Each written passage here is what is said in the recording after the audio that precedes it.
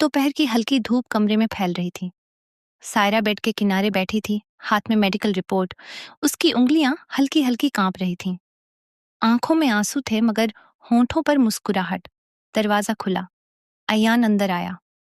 इतनी खामोश क्यों बैठी हो? सब ठीक है ना? सायरा ने रिपोर्ट उसकी तरफ बढ़ा दी।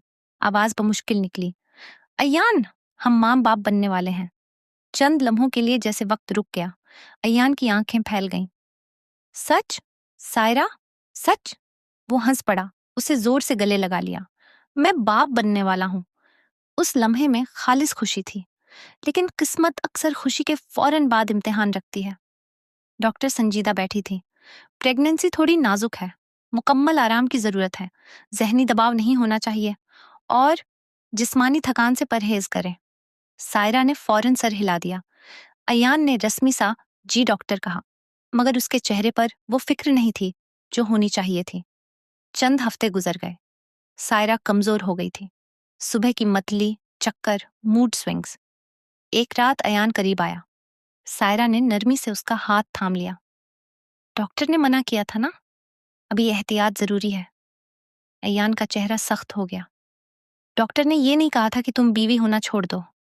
सायरा को लगा जैसे किसी ने उसे थप्पड़ मार दिया हो। मैं दूर नहीं जा रही, मैं बस कमजोर हूं अयान। वो झुंझला उठा। हर वक्त कमजोर, हर वक्त बीमार, ये भी कोई जिंदगी है?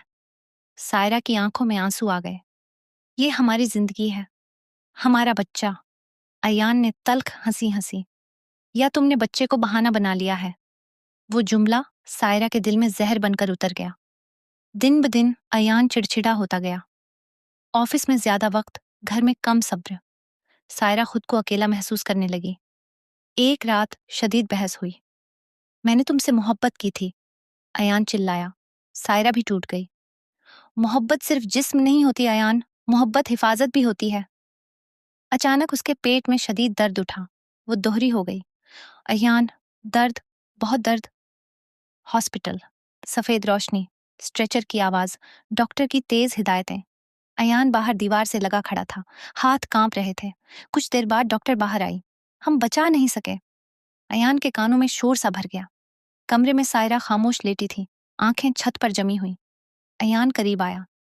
सायरा, उसने नजरें उसकी तरफ मोड़ी। वो आंखें खाली थीं।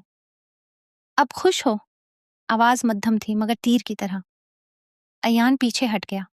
घर वापस आए तो सब कुछ बदल चुका था। सायरा अब बोलती नहीं थी, बस रहती थी। अयान को उसकी खामोशी बर्दाश्त न होती। वो ऑफिस में देर तक रुकने लगा। वहां हानिया थी, हंसती हुई, हल्की खुशबू, तारीफ करती हुई। सर, आप बहुत पैशनेट हैं, आजकल ऐसे मर्द कम मिलते हैं। अयान को लगा शायद मसला सायरा थी, वो नहीं। रफ्ता रफ्ता फासला बढ़ता गया। एक रात सायरा ने कहा, हम दोनों खुश नहीं हैं। अयान ने थके लहजे में पूछा, तुम क्या चाहती हो? सुकून। तलाक के कागज मेज पर रखे गए। सायरा ने दस्तखत करते हुए कहा, मोहब्बत वो होती है जो दूसरे को महफूज महसूस कराए। रिश्ता खत्म हो गया। चंद महीनों बाद सायरा की शादी उसके खालाजाद उमर से हो गई। वो मर्द नरम था, कम गो मगर समझदार। एक शाम सायरा को चक्कर आया।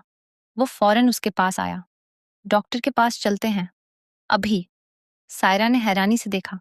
ये कैसा ख्याल था जिसमें इल्जाम नहीं था? डॉक्टर मुस्कुराई। मुबारक हो। सायरा की आंखों में आंसू थे, मगर इस बार खौफ नहीं था। उसके शौहर ने उसका हाथ थामा। इस बार तुम अकेली नहीं हो। उधर अयान ने हानिया से शादी कर ली। शुरू में सब ठीक था, मगर अयान ने खुद को साबित करने के लिए दवाइयां लेनी शुरू कर दी, ताकत बढ़ाने वाली, रात भर जागने वाली। चंद महीनों बाद उसकी सेहत गिरने लगी। डॉक्टर ने सख्ती से कहा, आपने जिस्म के साथ ज्यादती की है।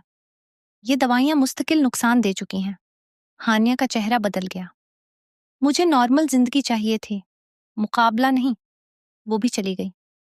एक शाम पार्क में अयान ने सायरा को देखा। वो हंस रही थी। उसका शौहर उसके साथ था। उसका हाथ सायरा के पेट पर था।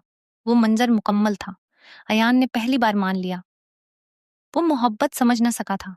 वो सिर्फ शिद्दत जानता था, और शिद्दत हमेशा मोहब्बत नहीं होती।